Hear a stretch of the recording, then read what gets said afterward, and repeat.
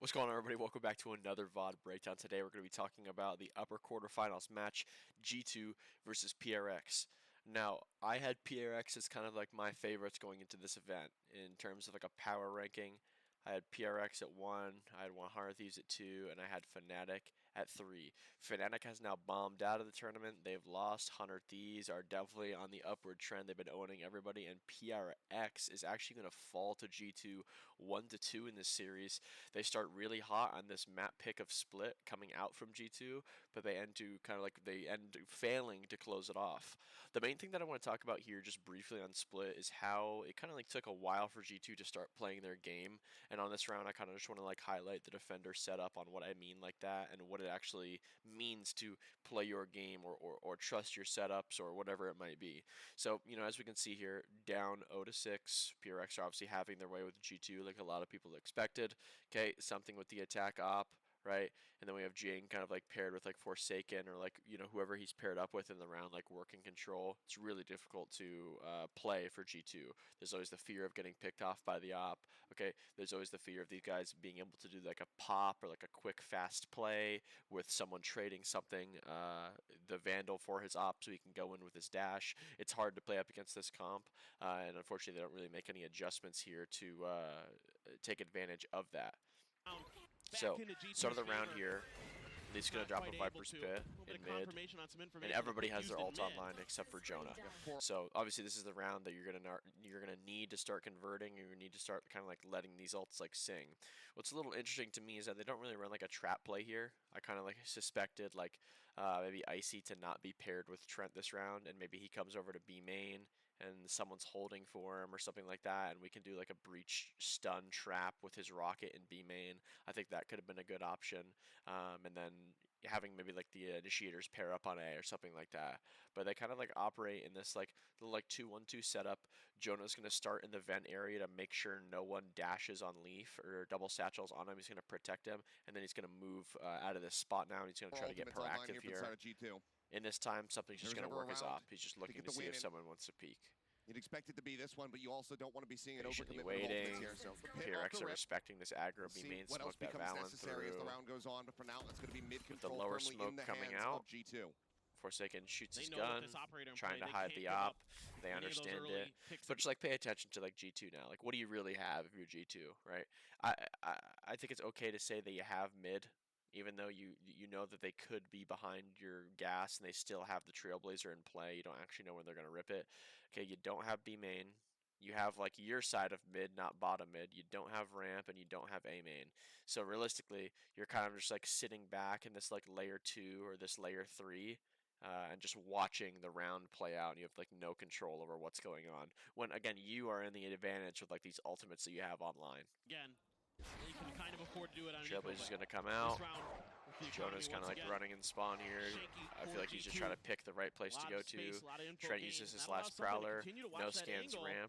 And we can kind of be pretty confident that's not necessarily going to be A now. Flash Insight is going to get no ping. Op's going to sing. But this time, not going to be rewarded. So I'm just going to keep this space. Take pull back here. It looks like Jing might be calling for like the play here, right? He might be being inserted, or maybe even someone is telling him here, and they're going to come back and potentially like make some noise for him to try to walk out and get a kill. They're going to dodge the eye here. So Trent's done a pretty good job on the timing of his utility, right? Notice how he isn't using it when they're there. He's using it when they're like could be leaving. Power here. Just pop the knives in. Yep, Mind Freak just going to be peeing his way. So bomb set's going to be clear. There's something. GG's going to be able to retake here so disgusting. with 4 ults. Leap dealt with. But you're going to see this a lot from teams is, when they're down like this, the equalization process mentally starts to be easier. Okay, Leaf understands that, they're operating at a pretty big disadvantage right now. They're going to now have to do this 5 retake A thing. He's going to try to take a timing and either catch someone or start working his flank fast. Unfortunately, he's going to get caught off there. Pit dropped and look at Jing. 5v4 situation. They do have Rocket online. They do have Nightfall online. Jing off what Trent and could not in Mind, the previous round. Device are Red Brawl slowly available, just taking their gonna come time into playing play. their There's a game. jump down. Icy dealt with. I believe the No showstopper flash was goes out pulled. for Icy. Alt not He's finding going to get value. killed by something. 5v3 now. Really nice one-way There's smoke. Jing now And they're just arriving, fully making contained. So again, G2 really just running in circles and spawn, just scared to take map space, scared to make a play, especially when they're the advantage with these ults. And PRX have like a really easy job of figuring out what's happening and what they want to do because of it. So they're just going to snowball away with this attack half and win out this map. And the last round that we're going to showcase from this split map here is this round number 11. Again, Rocket Online, op and play now. You really need these last two. We need to really like tighten it up. We're either treating them with too much respect or we're not playing our game enough. And Leaf's going to get caught out jiggling mid here for a first blood when he's not even really in a position to be making a play like this, right? That flank in case somebody could So trade again, him out. Icy's getting the beeline with this stun. Jonas slowly moving over to Leaf, and he's going to get first blooded, which is really tough to see. That helps And they're just going to be in the big advantage again. The dart's going to get no pings towards A here. And Jing is now going to make noise in mid. This is really perfect. It's going to cause a reaction out of G2. The main thing that I was kind of not concerned, but just more interested on with this map pick coming out from G2 is Split is a traditional no sentinel map for this PRX team, and I think PRX actually does better when they don't have a sentinel. A lot of their strengths come from proactivity and being able to exist in kind of like random variable situations, 4v4s, 3v3s, things like that, where they can rely on their individual skill, okay, the game sense, the approach they have to the map, their identity on their composition or their map, right, their clutch gene. I think it's all playing to their strengths more than anything. So I think picking maps where PRX has to play a traditional sentinel will actually slow them down a lot and make it a lot harder for them. Josh RT has taken his second timeout on this defender side as well. This is a nice double peek here from G2 again, showing those good fundamentals. Something tries to take a timing with that spam. They're trying to make it seem like there's only one more person there. Trent's really just trying to stall and live. A lot of layering utility on him, making it really hard for him. He's going to get traded out. Valorant on 1 HP is going to drop into sight. PRX are just going to slow this down and take control of the situation. This team just does this so often, and they just do such a good job at it. They're not just shitting their pants and rushing A site, just freaking out. They go heaven, they pause, and they're going to poke around. Kind of an interesting decision for Valen to one-way that. I didn't think it was bad. I just thought it made it like super obvious that he was playing in the bomb site when he did that. Again, don't really know exactly what smoke I would have liked to have seen him throw. He could have thrown maybe a fatter one on the ground here or a fatter one towards elbow to make it seem like he might be trying to make a play around that and then angle out on timing. But at the end of the day, it's 1 HP and he's just trying to make a play. Is able to convert the kill off Jonas' stun. Again, 2v4. Icy, the man with the op and the rocket, wasn't able to make a play this round. Again, which is like the unfortunate part of it where you got to understand on your team round by round, like who are the people who are in position to make plays and who are the people who need to play their role and just do their job. Dealt with. Now the double approach. It's Forsaken just playing off this one way. Swings, thinks that he gets the kill, and then a little bit of a whiff battle over here. 2v3 situation. Jonas hurt bad. Another flick of the century. Can't quite make them happen though. Paint shells connect there into backside. Rocket comes in again, no flash. That's the second rocket he's used that's got stopped by something. Oh god, Manfred just TP's up there looking for one. PRX are up 11-0. Going into LOTUS here, G2 are going to traditionally win a pistol round and start to be able to, gain momentum into this map now, kind of just resetting the conversation backstage, something along the lines of, guys, we didn't play our game. We got to get in their face, right? We got to do what we want to do when we want to do it and stop caring about what they're doing so much. Really something I'm surprised about here is the prep game from PRX. Okay, I bitched about this when T1 played G2. I mean, what gun is Leaf going to have on the second and the third round of the game? He's going to have an outlaw. I mean, he's literally mastered it. Okay, like he is the most predatory player with this gun. I don't think that there's a duelist player, an opper, who uses it better than him. He is the most predatory, annoying player with the outlaw. You have to be aware of stuff like this. So really confusing to see something kind of like making a play like this where he's just like being like a killjoy turret. Back in towards B. Again, not really like reacting off of like control, right? It's not like he just starts to walk out when this prowler comes here. right? It's not like there was A pressure, which caused him to walk out. I just feel like this is super standard misdirection from G2 operating in a 3-1-1. The pack is working control. They're trying to gain space on the map while the extremity players are ready to punish pushes. And it's just like a super easy round win here. Leaf's going to get a nice first blood. The bomb site is now open. A big disadvantage that PRX again are operating with here is that, you know, they don't have a sentinel. So watch Leaf pump here, right? He kind of understands that that was an extremity player. We also got a latch front B, so we know that there are some people there. So he's going to run up here and he's going to make noise. He's going to try to cause rotations, which is good. And in that timing, Jonah can make a play, kind of like if he wants to or if he feels like it makes sense. There's no real Door's utility gonna to get be tapped. worried about. Leaf again is just opposite banging side. pots and pans over here. Over here, look over here. He's just making everybody worry about him. He made noise on C. He got a kill. He's grabbing his orb. He tapped the door. PRX now taking a little risk here, walking around. So much space is under. Mind Freak just kind of like tapping this door occasionally, trying to get some info. He's gonna have to need to back up here. Now the approach. They've now cleared C. They kind of know that they've narrowed it down to A. Mind Freak's slowly getting a count on a number of people who are here. Has to burn his paranoia to stay alive. G2 are going to be able to scale into this bomb site with close range weapons. Overwhelm Mind Freak. 5v3 now. This becomes way harder. PRX have to consider the lurk.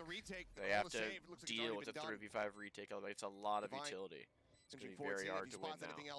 They're just going to elect a save, which is a good option here. I think a lot of teams don't really have this, like, in my opinion, I think it comes down to trust. Trust in their own game plan or their kind of like approach on the map where they don't see the value in saving 3 guns like this. They think they need to brute force and try to win this round because they're nervous. So, you know, props to PERIPHERALS to being able to do that because it's something that, to be honest, I don't really see too often. Surprisingly enough, I don't think that G2 played to their standard on the first and second map, and they're actually going to be able to sneak out LOTUS from under PRX here. And I honestly feel like it's more so playing into the fact that G2 have really good problem-solving players. I know a lot of people don't really know about Icy. Being a former teammate of his, he is a really good problem solver, and he talks a lot for a duelist. He's not your kind of like, you know, brain dead kid who's just like running at people, killing people, like listening to like a song while he's like playing. Trent, super experienced with that core of Jonah and Valen behind him, 2 great problem solver players, and Leaf is just insane as well. Icy is kind of like developing Leaf. If you guys remember when Leaf played on Duelist, I mean, Leaf was like one of the most talkative people on the team. Leaf could IGL if he wanted to, okay? The guy has a great read on the game and an understanding of what's going on. And when I see them make plays like this, it kind of just like confuses me on like, you know, what like the plan is. So we're going to see G2 spawn in here with 3 ults. Okay, they're going to plan to do a C hit off rip. I think the call behind this was that PRX just did a really big C fight and they won it. So I think that G2 think that they are not going to do it again. They're either going to push A or they're going to flip it to somewhere else. It's going to be a different approach. So they're going to trust their game plan and they're going to kind of run them down here. So the get out smoke is thrown where they can kind of like get past this one way with ease. Once the box is kind of cleared, they're going to get ready to go. What's confusing about this situation to me is that Leaf puts himself in this spot. When you are in a position where you're blowing up a bomb site, the normal reaction from the defenders is going to be to clear out space because you're kind of like trading time, right? When you're going into the bomb site with a rocket and 4 people, you know, you can't do anything about that, right? You're just going to be sitting here. So normally, right, what good teams will do is they'll take advantage of that downtime and they're going to start clearing out the lurker. So it's something you need to learn as a lurker, right, as an extremity player, is to understand like when you're too far up, when you aren't far up enough, like when it's your time or turn to make a play, because this is just good proactivity. It's like the minimum wage job you worked at where, you know, you're standing around because there's no customers right now and, you know, your boss comes by and he says, you know, there's always work to be done. You know, you can clean something, whatever, you know, that annoying kind of like thing. And it's the same exact thing here. You're actually just going to get proactive while they take C. They're going to say, okay, you know, you can have C. We just cleared out A, and now we're going to clear out front B. You can have C, that's fine. We're going to retake it after, but we're just going to make sure no one's here. Leaf's going to get caught out here, which kind of characteristically is kind of like a little weird. He usually isn't making mistakes like that. He has his lockdown in double swarms. I just don't think that that kind of like lurk insertion really makes any sense or is worth it. I don't really think that there's a play he was going to make with his lockdown in that situation. You know, they have, again, the C site for free here, and also, you know, Jonah now has this really good waterfall pit. I just need to see him, you know, back here just like playing like double utility for the flank, swarms on the bomb or in the bomb site, and then he can put his lockdown outside if they end up losing, the post plant somehow. 5v4 situation now. Jing's gonna rip his rocket. He's gonna get 2. Insta 5v1 for Jonah. He's not even able to play the round. So another kind of round here where G2 has had, 2, even 3 ults more than the enemy team, and they end up kind of like failing to use them properly and lose a round because of it. G2 again have shown that they have a really good job of just running pistol rounds, okay? Like, they just do a good job at that. They're going to kind of have this unique no person A setup with Killjoy utility here, probably on the brink of like activation front B, right? Some circle like that where Leaf is just trying to stay in it, over here and keep it up and make sure there's no lurks going on. This is a really nice play. PaperX's comp, I do feel like, caters to their strengths more than anything. And I feel like, again, on a map where you traditionally see a Sentinel, this team is kind of like, I don't want to say failing, but, they're making it very hard on themselves. It relies a lot on everybody being on the same page, understanding what's open and what's not, and G2 are going to kind of like expose that here on their defender side. Going to give you an extra layer of defense. Is paper classic kind of misdirection stun is going to come out from Forsaken. Very common. Now, this is something actually that I believe is an anti-strat from Josh. Or even Valen or the analyst, I forget his name right now, pardon me, but what happens here is usually Forsaken will stun one of these 2 lines, and then he'll walk up front B by himself while his team walks 4C. So it looks like they're trying to run a trap for that pistol round. They're going to kind of like spitball one here and say, let's go A instead. They're going to walk all the way up, and they're going to get a free sight, and we're going to see what you're supposed to do in a moment where you get a free sight. It is, you're going to need to take something, right? You can't just sit in the bomb site and let the enemy team retake with all their utility. But just look at the timing of everything. Let's just talk about when the bomb is tapped. That's the thing that I want to kind of pay attention to. So before the bomb is even tapped, they're getting shot at on the flank. They haven't even done it yet. They're still trying to push Evan. So at 106 when the bomb is getting tapped, I mean, look at the position of the defenders, right? We have full control over all of them. They're boxed in. They understand they're getting flanked. Natural reactions to push stairs or heaven. And this is just something that happens in this game, man. And it's something that I'll always say where, I mean, I just hate to rely on the guns or the gunfighting in this game because I just don't know how this is not a kill. Back over here towards the spawn. Swings out wide, Valorant. I mean, I just don't understand how that's not a kill. I gotta watch it again. Back over here towards the spawn. Swings out wide, Valorant. Like, look at his HP pool. He's not even getting headshot. He's not even getting headshot where there's like aim punch, right?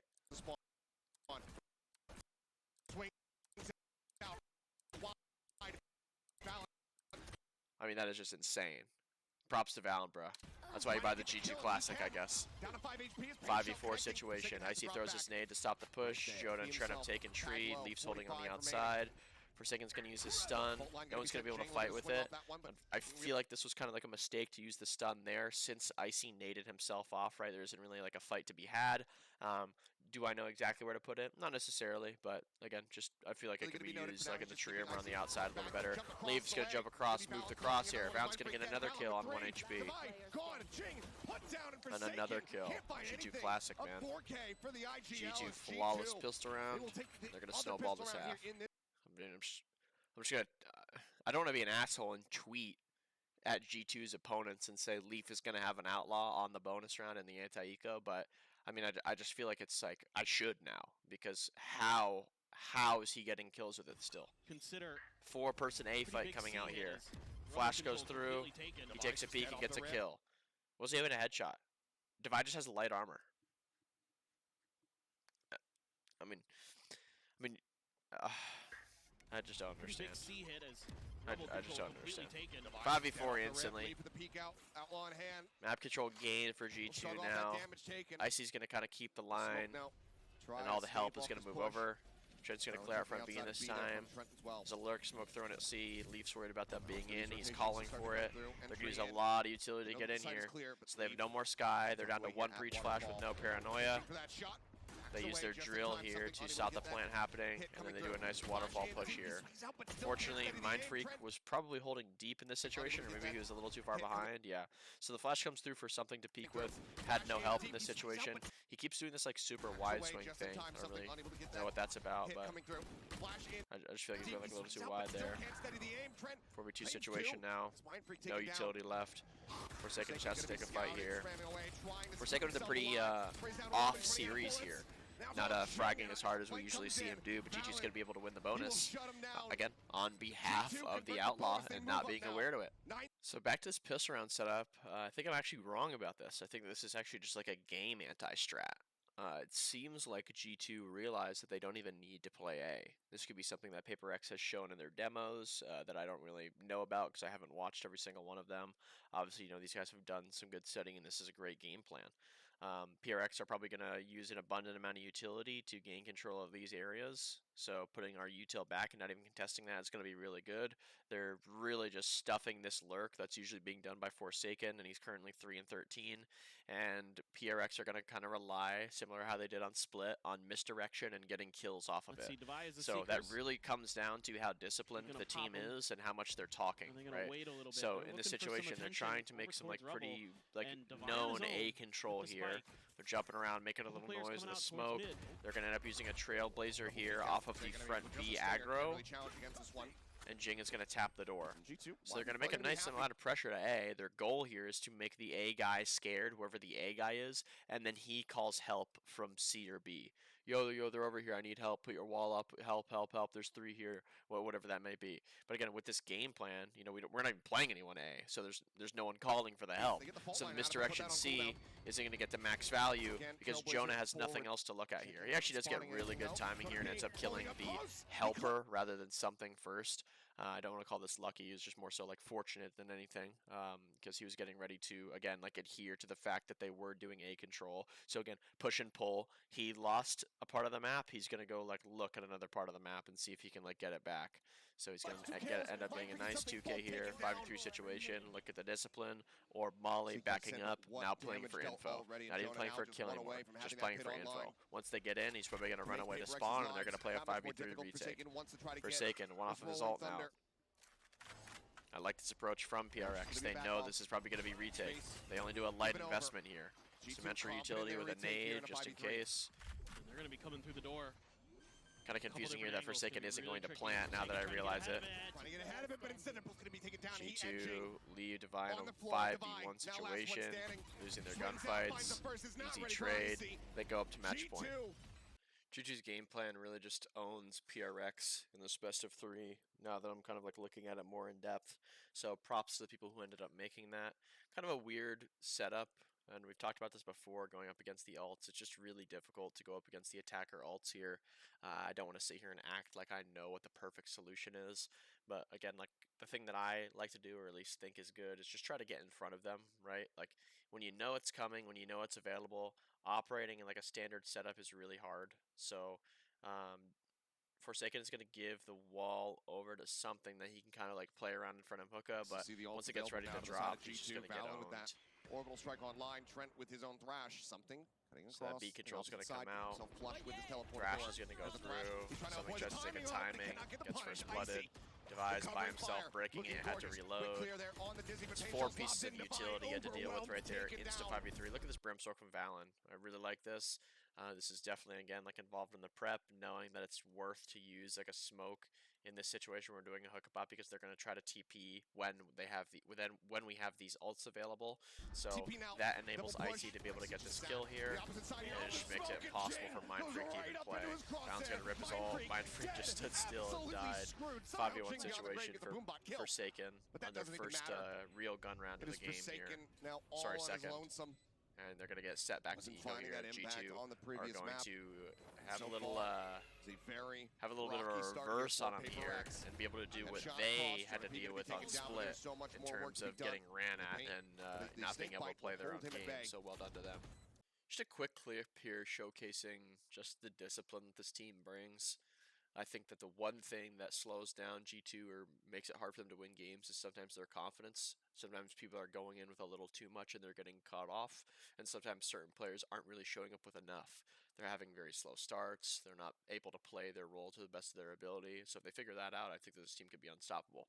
Their fundamentals and the discipline that they have towards the game, I respect it a lot, and I think that every team should really learn this, especially if you're up and coming in this game, on what that actually means. Divide's 1 HP here. Damage, a couple shots What there team on planet Earth wouldn't The just bite peek this guy locked right in, now forcing him in even North further America? back within the Answer, literally no one. Everyone would peek him right now. Literally everybody would. Look at the discipline here. No one's peeking. We're just keeping our guns up. He's stuck in this fucking teleporter. Time is ticking. Everyone's holding. Nothing We're more off. realistically for Divide We're to do off. other than try to take Icy some of these here. weapons Icy away. saying off me, off Forcing me. the buy once Trent's again, not but peeking. G2, He's not peeking. They are stagnant. They are Look at this, statuesque. man. They are not looking to move a muscle. This is literally Not on the impossible swing to play out. against. He will Let me finally tell you, fall. that is so 4-1. annoying to deal with in G2 that situation. continuing Divide is this just so upward pissed trajectory. there as well. Like, Yeah, I mean, it's wow, an you guys won't give me a attempted fight? crunch Like, fuck you. He's in from his the own side head of now. PERIPHERALS, but PRX are really in shambles here. G2 are making them look like they don't know what they're doing, and that this is a group stage match. Let's talk about the ultimates that have been invested this round from Mindfreak and something with an operator online. Basically a round that you need to win. A round you got to be able to come out with when you're in the advantage like this, ult-wise. You know, obviously the showstoppers in play, which is, you know, pretty difficult to deal with, but as we saw in Split, you know, it wasn't really that hard. Something was just sniping him out of the air. beginning So of we're the going round to do a 3-2 kind of setup here. forces you to The play a pop's little bit going more to come defensive through. usually. Something's going to throw his Top, dizzy. quick clear. Mindfreak is going to Showstopper. ult. No one can contest this, right? And we're also now in the 5v4. Yes, the timing was literally exact. I'm not going to sit here and act like, you know, they knew they were about to get the kill there. But at the end of the day, I feel like if you can't contest this choke point using this ult, I'm not really sure what it does. Saving it for the plant, or, you know, stopping using it right here, so Icy has to be like confined to U-Haul with his rocket, can be pretty good. We don't see that come out. Mindfreak is now stuck in showers with no help. Something kind of like, I don't want to say greedily because he has an operator. He don't want to sit in pipes. He wants to go up to heaven with his op, but he pops this thrash. I guess with the intent to save Mindfreak, and Mindfreak, if he is going to thrash, brother, you need to run deep into showers and even like hide in the smoke potentially. Like, you can't get caught out here. The triple smokes have dropped, right? Just pay attention to the line of control.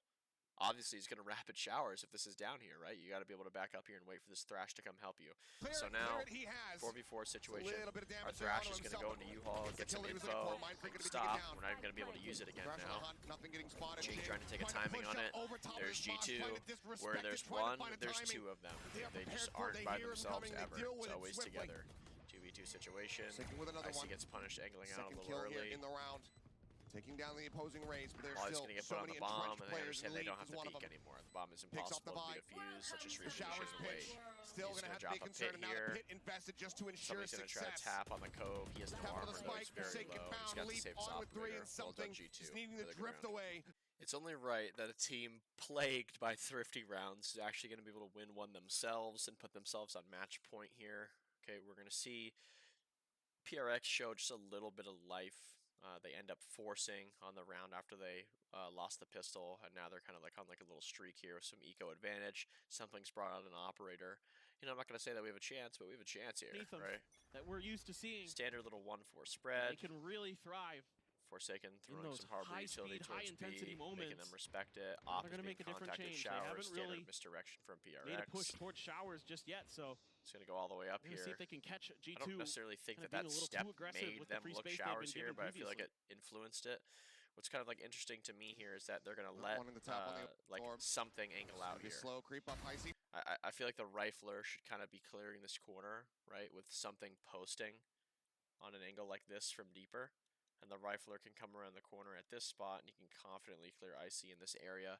And as we can see, Divide does do that. It's just something kind of went first. So I think if Divide is in a position to do that first, telling something to post and let him peek, they get the 5v4, and they're going to end up winning this round. But they're going to go into showers, right? 4-person shower play against the eco. Very scary. Okay, you're near a teleporter.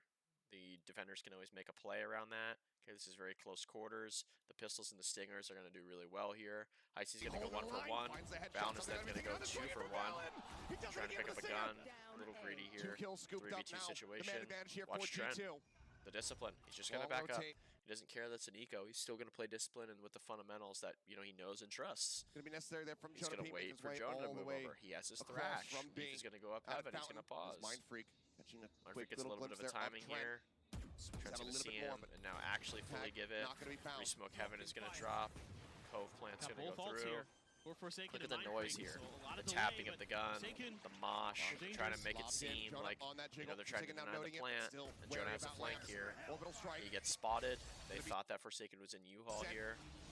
Or sorry, they thought getting someone caught was by in that. U-Haul here. That was Patience. Mind Freak's No one ult. far enough forward. Flashing out, sent. Forsaken Jonah's looking gonna to try live to and wait for challenge. the thrash. Try to find that kill, They get but into there Tane. is the ult going They're gonna across. kill them. There is the cleanup. They're going Mind Freak situation. The dead. bomb isn't even down. Up to the They don't even Tane. have to play. The bomb isn't even down. Forsaken now. Look at them. The last They're one not standing. freaking out. The They're not spike trying to fight him. unplanted. They're not just shitting their pants. The bomb is not Rotate even over, he'll down. grab it up, but shot Tap still comes through. expand Jonah has across. repositioned. Look at the Attack, awareness check from towards short, Forsaken. but it's a rotate over He doesn't into even the shower. realize it's possible. Jonah now with a phantom He's in gonna hand. TP. Teleporter gonna be taken. Does he have the time 10 for it? It's gonna be seconds so left. damn He's close. going to use the Harbor ult here. Now, what's hard about this with Forsaken, Reckoning, pay set. attention to He's how gonna get the fast spike that planted. Reckoning I think he might moves. have just been a It wouldn't have saved him. You know, there was no getting past that. But there's 3 speeds you can throw the Harbor ult at, okay? Number 1, number 2, number 3. Number 1, okay, is running. When you are running forward, like he was there, the Harbor ult is going to travel very fast. Okay, it's going to keep moving forward at a rapid pace. 2, okay, is standing still. That's where it's going to go a little slower, but it's going to eventually move forward. 3 is your back pedal. So if you hold S and you take a step back before you Harbor ult, it's going to go extremely slow. Again, wouldn't have saved him in this situation, but it's nice tech to know if you are playing the agent where, you know, what part do you want the Harbor ult to be at, right? Is it a Harbor ult where you're casting it from here? Like, okay, you know, you want to be running when you throw it because it's going to go here, here, here. But if is it a Harbor ult where you're trying to deny a space on the map, you want it to be in that space for as long as possible. Take a step back before you throw it, and then it's going to sit there for a long time. It's going to take a long time to like cross over there. So something to remember. G2 are going to take this one 2-1. Again, in a big upset fashion against PRX. I think that they own them pretty hard in the map picks here. I think these were all really good picks for G2. The split one was just like a little questionable for me. Again, knowing that PRX is going to run that comp without a traditional Sentinel, and I think that's kind of like their comfort, right? Icy, really standout performance here. He really popped up on this last map, going kind of like double positive, 7 first kills, 210 ADR. He really needed that. And I think that, again, confidence being not necessarily an issue for this team, but more of an inconsistency. I think if they continue to play like this, it's going to be really hard to beat them, right? Their biggest matchup right now is 100 Thieves, a team that's kind of like bullied them a little bit, okay, pushed them around, and people don't tolerate that type of stuff, right? I've always talked about, and I don't mean to say that G2 is, but what it feels like to be a loser, right? How long until you've had enough? It might be G2's time if they have to rematch 100 Thieves in this upper final. They might have had enough of their bullshit, right? They've had a couple fights against them, okay, in the Americas League, and now they're here, right? Where anything goes. So it's something that 100 Thieves are going to have to, you know, they're going to have to be careful of. But Paper X, again, tough showing. Forsaken, -22 on the series, 80 ADR, something you don't see a lot from him. I think if he played a little better, I think they would have been able to close out Lotus, and I think they would have 2-0 G2 here, but props to G for getting this upset, man. You know, they've worked hard for this, and they deserve it. I think they're a great team. But that's going to end this video today. Thank you all for tuning in. I really appreciate it. Open the description. Make sure you guys are followed with all my socials down below. I stream as well. Check me out on Twitch there. And if you're looking to get better at the game, join my Discord. Check out the options I have for Valorant coaching. I coach all players, all regions, all skill levels, all goals, whatever it is. Thank you, thank you, thank you. I appreciate each and every one of you. T-Dog out of here. Deuces.